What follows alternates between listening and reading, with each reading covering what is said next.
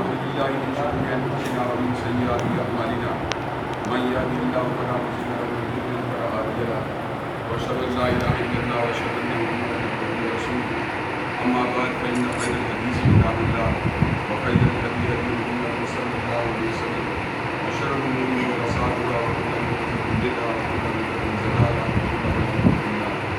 أما بعد أعوذ بالله السميع العليم من الشيطان الرجيم بسم الله الرحمن الرحيم يا أيها الذين آمنوا اتقوا الله حق تقاته ولا تموتن إلا وأنتم مسلمون يا أيها الناس اتقوا ربكم الذي خلقكم من نفس واحدة وخلق منها زوجها وبث منهما رجالا كثيرا ونساء واتقوا الله الذي تساءلون به والأرحام إن الله كان عليكم رقيبا يا أيها الذين آمنوا اتقوا الله وقولوا قولا سديدا يصلح لكم أعمالكم ويغفر لكم ذنوبكم ومن يطع الله ورسوله فقد فاز فوزا عظيما. قبل اس کے کہ آپ کو صرف 5 منٹ کے لیے میں آپ کی توجہ ان آیات کے موضوع کروانا چاہوں گا ان کی تلاوت میں آپ کی توجہ ان آیات مبارکہ کی کروانا چاہوں گا جن کی تلاوت میں نے کل سننا کے بعد ان آیات کا انتخاب کائنات کے امام حضرت رسول اللہ صلی اللہ علیہ وسلم نے فرمایا اور آپ خطبہ نکاح کے موقع پہ پہم کی تلاوت کرنا چاہیے. نبی کریم صلی اللہ علیہ وسلم اللہ تبارک و تعالیٰ کی طرف سے اللہ نے ان کو بے شمار ذہانت فکانت علم حکمت اور بصیرت سے نوازا تھا. قرآن مجید میں 6200 آیات ہیں. حضرت رسول اللہ صلی اللہ علیہ وسلم جو کہ جامع کریم کلام فرمانے والے تھے, آپ نے ان 3 آیات کا انتخاب کسی حکمت اور کسی بصیرت کا تحت فرمایا. لامحالہ بات یہ ہے نبی پاک حضرت رسول اللہ صلی اللہ علیہ وسلم نے انہی آیات کا انتخاب کیا ہوگا جن کا تعلق نکاح والے دن کے ساتھ اور بعد میں آنے والی زندگی کے ساتھ. جب ہم ان آیات کے صرف ترجمے اور مفہوم پہ غور کرتے ہیں تو جو بات سمجھ میں آتی ہے ان آیات میں تمام کی تمام باتیں موجود ہیں جن کی دلہا دلہن کو, دونوں گھروں کو اور دلہا دلہن کو بعد میں آنے والی زندگی کے اندر جن کی ضرورت پیش آ سکتی ہے ان ضروریات کا بھی احاطہ کیا گیا ہے اور جو بھی کبھی ضروریات ان کے علاوہ لاحق ہو سکتی ان کا بھی حل ان آیات میں کیا گیا. کئی مرتبہ میں یہ بھی محسوس کرتا ہوں صرف نکاح کی تقریب نہیں بلکہ پوری کی پوری زندگی کے جملہ معاملات اللہ کے فضل و کرم سے ان 3 آیات میں ان کا احاطہ کر دیا گیا. وہ کون سی باتیں ہیں جن کا ذکر ان آیات مبارکہ میں کیا گیا؟ اور جب ہم اس بات کو غور کرتے ہیں تو پہلی بات جس کو بتکرار اللہ تعالیٰ نے 3 مرتبہ دہرایا وہ اللہ سے ڈر جاؤ, اللہ سے ڈر جاؤ, اللہ سے ڈر جاؤ. کیوں اللہ نے یہ بات کہی؟ اس لیے کہ جس معاملے میں اللہ تعالیٰ کا خوف شامل حال ہو جائے اس سے بڑا انسان کو ڈرائیو کرنے والا, اس کو منظم کرنے والا, سیدھے راستے پہ چلانے والا کوئی دوسرا پرور نہیں ہو سکتا. دلہن کو نہ دلہا کا ادب نہ سسرال کا خیال, دلہا کو نہ سسرال کا خیال نہ دلہن کی محبت اس عدالت اور انصاف پہ مادہ نہیں کر سکتی, اس احترام ادب رواداری کو مادہ نہیں کر سکتی جو اللہ تعالیٰ کا خوف کر سکتا, اللہ تعالیٰ کا ڈر کر سکتا. چنانچہ اللہ تعالیٰ کے حبیب علیہ السلام نے فرمایا اللہ سے ڈر جاؤ, اللہ سے ڈر جاؤ, اللہ سے ڈر جاؤ. جب دلہا کے دل میں اللہ تعالیٰ کا خوف پیدا ہو جائے گا, اللہ کا تقویٰ پیدا ہو جائے گا, دلہن کو ظلم نہیں کرے گا, زیادتی نہیں کرے گا, حق تلفی نہیں کرے گا, اس کے حقوق کو چھیننے کی کوشش نہیں کرے گا. جب دلہن کے دل کے اندر تقویٰ پیدا ہو جائے گا وہ دلہا کا خیانت نہیں کرے گی, بے ادبی نہیں کرے گی, سوء ادب کی مرتکب نہیں ہوگی, احترام اور حق تلفی اس کے اندر کوئی کمی کمی اس کی طرف سے نہیں ہوگی, نہ ہی سسرال والوں کے ساتھ زیادتی کرے گی. تمام کی تمام چیزوں میں اللہ تعالیٰ کا جو خوف جب شامل حال ہو جائے تو وہ معاملہ بہترین طریقے سے جو ہے وہ چلنا شروع ہو جائے. تو پہلی بات اللہ تعالیٰ نے جو ہے نا وہ تقوی کا درس دیا, حضرت رسول اللہ نے انتہا کیا اللہ کے خوف کی بات کا. اچھا پھر انہی آیات میں ایک اور چیز کا تکرار بھی کیا گیا پہلی آیت میں کہ اللہ تعالیٰ سے ڈرتے رہو تب تک ڈریں جب تک کوئی موت نہیں آتی. جب تم مرو تو اس حالت مرو کہ تم مسلمان, تم اللہ تعالیٰ کے تابع دار ہو. اس میں اللہ تعالیٰ نے دوبارہ اسی چیز کو جو ہے دوبارہ اس پہ زور دیا, سرپرس دیا. پہلے 3 مرتبہ دہرایا, پھر اسی آیت کے اندر دوبارہ بھی زور دیا گیا کہ تمہیں اس وقت تک موت نہ آئے جب تک تم صحیح معنوں میں اللہ تعالیٰ کے تابع دار نہیں بنے. ہمیں اپنی موت کے وقت کا پتہ نہیں اور اللہ ہم سے اس بات کا تقاضا فرما رہے ہیں کہ ہم اس وقت تک تقویٰ اختیار کریں تب ہمیں موت نہیں آ جاتی. تو اس میں بلیغ ترین اشارہ یہ ہے کہ ہم تقویٰ میں استمرار اور استقامت کو اختیار کریں, اس میں مداومت کو اختیار کریں, اس کو ہر حال میں برقرار رکھنے کی. جب ہم ہر حال میں تقویٰ برقرار رکھنے کی جستجو کریں گے تو جس حالت میں موت آئے گی اللہ کے فضل و تابع داری کرو. پھر بات یہ ہے کہ کم از کم 2 موقع انسان کی زندگی میں ایسے ہوتے ہیں جہاں پہ تقوی کا انتظام کرنا قدرے مشکل ہو جائے. ایک خوشی کی انتہا کا موقع اور ایک غم کی انتہا کا موقع. جب خوشی کی انتہا کا موقع آتا ہے تو انسان کو اسراف پہ، تبذیر پہ، غرور پہ، فخر پہ، گھمنڈ پہ، ریاکاری پہ، خود پسندی پہ شیطان گھساتا ہے. جب غم کا موقع آتا ہے تو مایوسی کے اندر اللہ تبارک و تعالیٰ کی رحمت سے ناامیدی کی اس کو شیطان دیتا ہے. تو حضرت رسول اللہ نے درست موقع پہ انتہا کیا کہ شادی کا موقع تھا. وہاں اللہ تعالیٰ کا ایسا موقع ہوتا ہے جس میں اللہ تعالیٰ کی نافرمانی کے جو ہے نا امکانات پیدا ہوتے ہیں. محدود مجلسوں کی شکل میں، غلط رسومات کی شکل میں، انکوانہ تقریبات کی پیروی کی شکل میں، قرآن و سنت سے خراب کی شکل میں، ڈھولک کی شکل میں، باجے گاجے کی شکل میں. بہت سی ایسی باتیں انسان کے دل میں پیدا ہو جاتی ہیں، کلچر میں پیدا ہو جاتی ہیں. برادری کی رسم و رواج، کلچر، حالات کا تقاضا، ناک پگڑی، یہ انسان کو مل کے اللہ کی نافرمانی کو برباد ہو جاتا ہے. تو اللہ تعالیٰ نے بجا طور پہ بات کہی کہ ہم موت آئے ہوئے سارے دن مسلمان، اللہ نہ کرے، اللہ نہ کرے. ہو سکتا ہے کہ آج کا دن ہی میری موت کا دن ہے، آج کے دن ہی میں نے اللہ تعالیٰ کا چلے جانا ہو، اگلے گھنٹے کے اندر میری خوشی کا خبر. اب میں اللہ تعالیٰ کی نافرمانی کر کے نکل رہا ہوں، باجے گاجے میں شامل ہو کے نکل رہا ہوں، محدود مجلس میں جا کے نکل رہا ہوں، بے پردگی کر کے نکل رہا ہوں. اللہ نہ کرے مجھے موت آ جائے تو میں تو مسلمان نہ مرا، یعنی ان معنوں میں کہ اللہ کا تابع دار تو نہ مرا، اللہ تعالیٰ کے احکامات کے عمل پیرا ہونے والا تو نہ مرا. اب میں بچ کے نکلا، میری خوشیاں بھی اللہ کے لیے تھی، میرا غم بھی اللہ کے لیے تھا، وہ بھی اللہ کی تابع داری میں تھا. میں نے اپنا محاسبہ کیا، میں نے اپنے نفس کی سرکشی کو کچلا، میں نے خود پسندی کو کچلا، میں نے ریاکاری کو کچلا، میں نے دکھلاوے کو کچلا، میں نے گندے رسوم و رواج کو کچلا، میں نے برادری غلط تقاضوں کو کچلا. اب جب میں مرا، باہر نکلا، میں مر گیا تو اللہ تعالیٰ کے پاس کس حال میں جاؤں گا؟ اللہ میں نے خوشی کے موقع پہ تیری تابع داری کو اختیار کیا، تمہیں موت نہ آئے مگر اس حال میں مسلمان. اس بات کا مطلب یہاں پر یہ اس کا اطلاق یہ بنتا ہے کہ شادی بیاہ کے موقع پہ ہم وہ کام کرتے رہیں جس سے اللہ تعالیٰ ناراض نہ ہو. کام حلال ہے لیکن جب اس کے اندر حرام کی بےزش ہو جائے گی، بے برکتی پیدا ہو جائے گی، اللہ کی ناراضگی پیدا ہو جائے گی. ہمارے معاشرے میں شرع طلاق کی ایک بہت بڑی وجہ یہ بھی ہے کہ ہم شادی کے دن کا آغاز جو اللہ تعالیٰ کی نافرمانی سے کرتے ہیں. قدرتی طور پر اللہ تعالیٰ کا اس کو ادب آ جاتا ہے، اس کی عزت آ جاتی ہے، اس کی قوت آ جاتی ہے. جب اس کی قوت اور ناراضگی آ جاتی ہے تو پھر معاملات چھوٹتے نہیں، مطلب توڑ پیدا ہوتی ہے. اب دوسری بات، تیسری بات جس میں میں آپ کی اشارہ کرنا چاہتا ہوں، وہ بھی شادی بیاہ کے اندر انتہائی خاص ہے. اور پھر وہی بات کہنی پڑتی ہے کہ جو حکمت اور بصیرت اللہ نے نبی کو عطا کی تھی، اس کا مقابلہ کوئی نہیں ہے. نبی کریم صلی اللہ علیہ وسلم نے جو دوسری آیت چنی اس کے اندر بھی شادی بیاہ سے متعلق ایک انتہائی اہم بات پر اشارہ ہے. وہ بات یہ تھی، یا ایھا الناس اتقوا ربکم الذی خلقکم من نفس واحدۃ. اللہ نے تمہیں ایک جان آدم سے پیدا کیا اور ایک ماں حوا سے پیدا کیا. اب تم کیا ہو؟ اب تم راجپوت ہو، اب تم شیخ ہو، اب تم ارائی ہو، اب تم جٹ ہو، اب تم بٹ ہو، لیکن جڑ تمہاری ایک ہے. رشتہ اخوت میں تم پروئے ہوئے ہو، مساوات کے اعتبار سے تم ہم پلہ ہو، انسانیت کے اعتبار سے تمہارا توازن ایک جیسا ہے. باپ تمہارا ایک ہے، ماں تمہاری ایک ہے. گھمنڈ کا وقت نہیں ہے، غرور کا وقت نہیں ہے، عاجزی انکساری کا ہم پلہ سمجھنے کا وقت ہے. ٹھیک ہے تو بڑے خاندان کی ہو سکتی ہے لیکن تیرا باپ تو آدم تھا. ٹھیک ہے تو بڑے اونچے گھرانے کا ہو سکتا ہے لیکن تیرا باپ تو آدم تھا، تیری ماں تو حوا تھی. بس اب واقع انسانی کے اعتبار سے شاید کو چنا جس کے اندر تمام کے تمام جو گھمنڈ ہے ان کو توڑ دیا گیا. یہ قبائل پھر کیوں ہیں؟ پھر یہ قبیلے کیوں ہیں؟ پھر یہ ساری برادریاں کیوں ہیں؟ پھر یہ رشتہ داریاں کیوں ہیں؟ یہ ناطے کیوں ہیں؟ ان کا مقصد اللہ نے سورہ حجرات میں واضح فرما دیا، لتعارفوا. ان کا مقصد تعارف ہے، اس کے سوا کچھ بھی نہیں. میں لاہور کا ہوں، میں سیالکوٹ کا ہوں، میں شیخ برادری کا ہوں. اس کا مقصد یہ ہے کہ لوگ میری اصل کو پہچان لیں، لوگ میری آئیڈینٹی کو پہچان لیں، لوگ میری شناخت کو پہچان لیں. نہ کہ اس کا مقصد یہ تھا کہ میں اس کے اوپر گھمنڈ کرنا شروع کر دوں، اس کو اترانا شروع کر دوں. تو رشتہ ہاں کتنے بھی بڑے خاندانوں کے درمیان ہوا انسانوں کے درمیان ہوا. ہاں کتنے بھی اونچے گھرانوں کے درمیان ہوا یا کتنے بھی کم فاصلے والے گھرانوں کے درمیان ہوا انسانوں کے درمیان ہی ہوا، اولاد آدم کے درمیان ہی ہے، ہوا حوا کی اولاد کے درمیان ہے.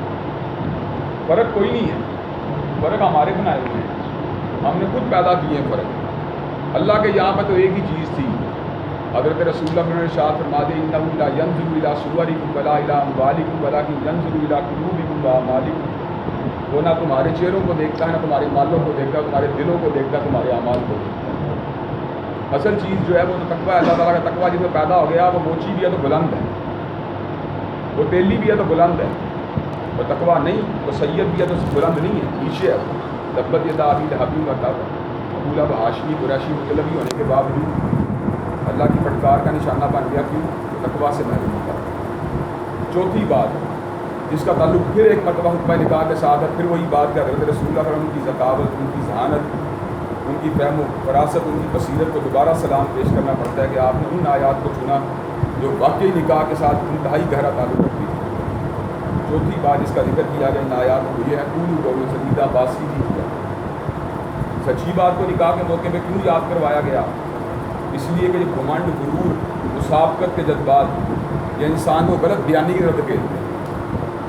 دلہن کی تعلیم ایف اے ہے، ایم اے بتائی جا رہی ہے، دلہن کی عمر 25 سال ہے، 20 سال بتائی جا رہی ہے، دلہا کی آمدن 25,000 ہے، 50,000 بتائی جا رہی ہے، دلہا کا ہنر محدود ہے، لامحدود بتایا جا رہا ہے۔ کیوں؟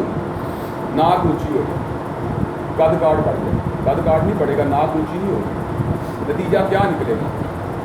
چبکی ہوگی یا کنسائی ہوگی، اعتراضات ہوں گے، بد اعتمادی کی فضا پیدا ہوگی، عدم احترام کی فضا پیدا ہوگی۔ دلہن کے دل میں آئے گا کہ یہ وہ دلہا ہے جس نے شادی کے دن مجھ سے اپنی آمدن کے بارے میں جھوٹ بولا تھا، دلہا کے دل میں یہ بات ہے کہ یہ وہ دلہن ہے جس نے اپنی شادی کے وقت جو اپنی عمر کے بارے میں جھوٹ بولا تھا، اپنی تعلیم کے بارے میں جھوٹ بولا تھا۔ کیا وہ باقی زندگی کے معاملات کو اس پہ وہ اعتماد کرے گا جس کی وہ مستحق ہے؟ کیا وہ اس کو اس طرح انحصار کرے گی جس کا وہ مستحق ہے؟ دلہا نہیں، اس طرح نہیں کر سکتی۔ اس میں احترام کی کمی واقع ہوگی، توقیر کی کمی واقع ہوگی، اکرام کی کمی واقع ہوگی۔ قدرتی بات ہے جب معاملے کی بنیاد جھوٹ کے اوپر ہو تو اس میں شکوک و شبہات بھی بہت جنم لیتے ہیں، لیکن اس کے مد مقابل اگر تنہا 25,000 ہے، 25 بتائی گئی ہوگی، عمر 20 سال ہے، 20 سال بتائی گئی ہوگی، تعلیم ایف اے بتائی گئی ہوگی، کیا ہوگا؟ اللہ تبارک و تعالیٰ نے کمال بات فرمائی۔ اللہ نے کہا قولوا قولا سدیدا یصلح لکم اعمالکم ویغفر لکم ذنوبکم، تم بات سیدھی کرو، تمہارے معاملات کو میں سنوار دوں گا، گناہوں کو میں معاف کر دوں گا۔ معاملات میں سموار کس نے پیدا کرنا ہے؟ دلوں میں جوڑ کس نے پیدا کرنا ہے؟ اختراق سے کس نے بچانا ہے؟ انتشار حلفشات سے کس نے محفوظ رکھنا ہے؟ وہ جس کے قبضہ اختیار میں انسانوں کے دل ہے، اس نے دل ملانے ہیں، اس نے دو تعریف قلب کی اقتدار انوائرمنٹ پیدا کرنی ہے۔ تو قولوا قولا سدیدا اس کا حکم ہے سیدھی بات کیا کرو، یصلح لکم اعمالکم ویغفر لکم ذنوبکم، تمہارے معاملات کو سنوار دوں گا، تمہارے گناہوں کو معاف کر دوں گا۔ اور آخری بات جس کا تعلق ایک مرتبہ پھر نکاح کے ساتھ ہے، نکاح کے دن کے ساتھ ہے، نکاح کے ساتھ ہے، نکاح کی تقریب کے ساتھ ہے، ولیمے کے فنکشن کے ساتھ ہے، مہمانوں کی آمد و رفت کے ساتھ ہے۔ دل کو چاہتا ہے، انسان کا دل کو چاہتا ہے کہ بیٹے کی خوشی کے اوپر آپے سے باہر ہو جائے، انسان کا دل کو چاہتا ہے وہ تمام رسومات اپنے بیٹے کے لیے بجا لائے جو معاشرے میں جاری ساری ہیں۔ آخرکار وہ بھی میرے جگر کا ٹکڑا ہے، آخرکار وہ بھی میرے دل کی ٹھنڈک ہے، میں نے اس کو اتنے ناز نخروں سے پالا ہے کہ میں شادی کے دن ان کو پورا نہیں کر سکتا۔ کیا میں رسومات و رواج کو جو ہے ان کو میں بجا نہیں لا سکتا، ان کا میں اہتمام نہیں کر سکتا، ان کا اہتمام نہیں کر سکتا؟ آخرکار میرے بیٹے میں کمی کس بات کی ہے؟ آخرکار میری محبت کے اندر کمی کس بات کی ہے؟ میں کیوں نہ اپنے بیٹے کے لیے وہ سارے کے سارے کام کروں جو معاشرے میں ہو رہے ہیں؟ میں کیوں نہ اس کی خوشی اس انداز کے اندر مناؤں جس انداز میں لوگ منا رہے ہیں؟ میں کیوں نہ اس کو اس انداز میں صحرا سجاؤں جس طرح لوگ سجا رہے ہیں؟ میں کیوں نہ اس کے لیے تیل اور مائیوں کا اس طرح اہتمام کروں جس طرح لوگ کر رہے ہیں؟ لیکن بریک لگوائی جا رہی ہے، بریک۔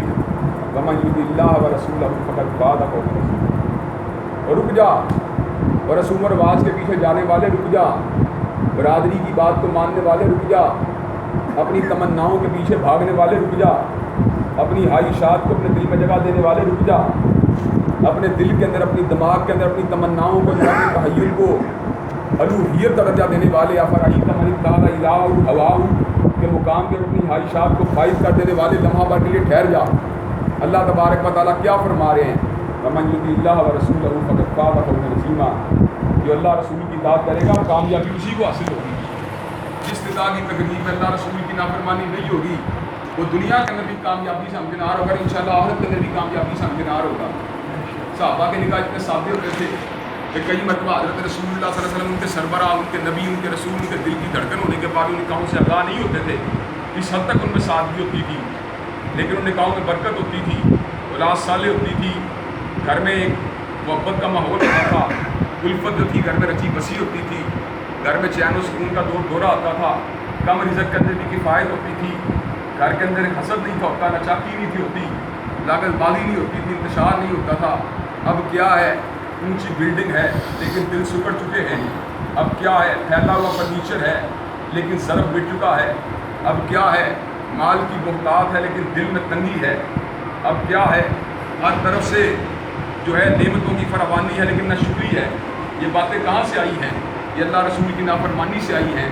وَمَن يُطِعِ اللَّهَ وَرَسُولَهُ فَقَدْ فَازَ فَوْزًا عَظِيمًا۔ کامیابی اسی کو حاصل ہوگی جو اللہ اور اس کے رسول کی اطاعت کرے گا۔ یہ کچھ نصیحتیں ہیں جن کا ذکر ان آیات مبارکہ میں کیا گیا، جن کا انتخاب حضرت رسول اللہ صلی اللہ علیہ وسلم خطبہ نکاح کے موقع پہ کیا۔ خطبہ نکاح کے ساتھ ان کی جو وابستگی کا تعلق بنتا تھا، اس کو میں نے اپنے محدود علم اور عقل کے لحاظ سے آپ حضرات کے گوش گزار کرنے کی کوشش کی، اس تمنا کے ساتھ کہ اللہ مجھ کو بھی اور میرے دونوں دلہا بھائیوں کو اور میری دونوں دلہن بہنوں کو اللہ تبارک و تعالی نصیحت و عمل پیرا ہونے کی توفیق دے۔ عارضی زندگی جو ہے وہ بھی جنت تعبیر بن جائے، اور عارضی زندگی کے بعد والی زندگی جو ہے وہ کی جنت کی تعبیر بن جائے۔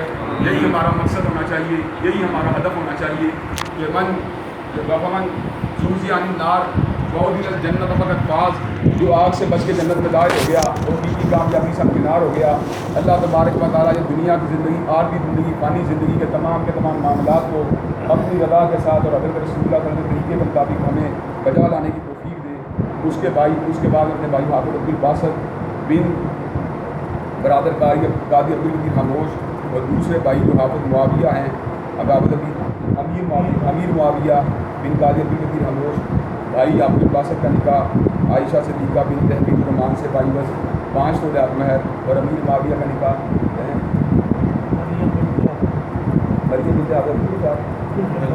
مریم بنت عبد الجبار کا بھائی حق مہر جو 3 تولہ، آپ دونوں بھائیوں کے نکاح قبول ہیں۔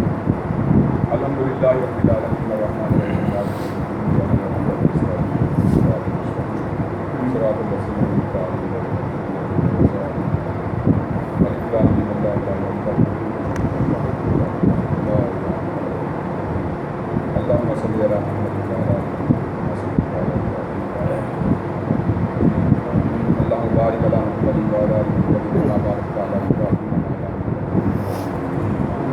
اللہ اس تقریب نکاح میں اپنی خیر و برکات کا ذکر کرنا، اللہ اپنی بھائی و نصرت کو دونوں بھائیوں اور بہنوں کو شامل حال کرنا، اللہ اس نکاح کو دو مسلمان خاندانوں کو جوڑنے کا ذریعہ بنا، اللہ اس نکاح کو شیطان لعین کی شر و فتن اور نظر بد اور حاسدوں کے جسم کا معمول کرنا، اللہ جتنے لوگ ان کے بارے میں نیک تمنائیں اور نیک امید اور خواہشات رکھنے والے تمناؤں کو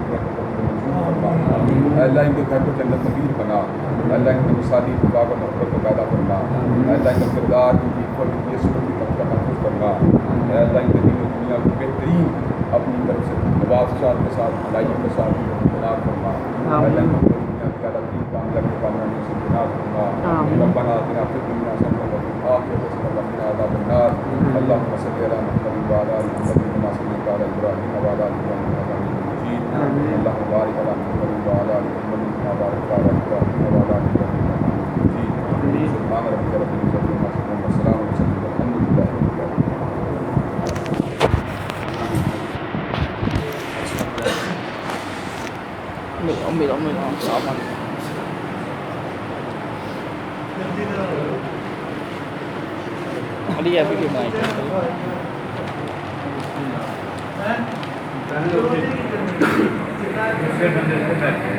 ویڈیو تھوڑی بنائی نا میرے دھیان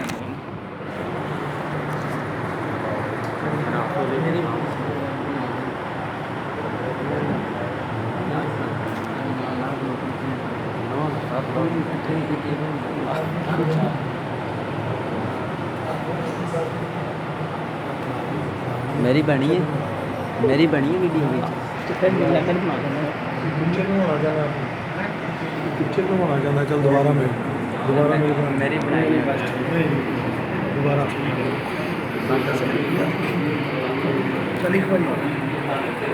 بنا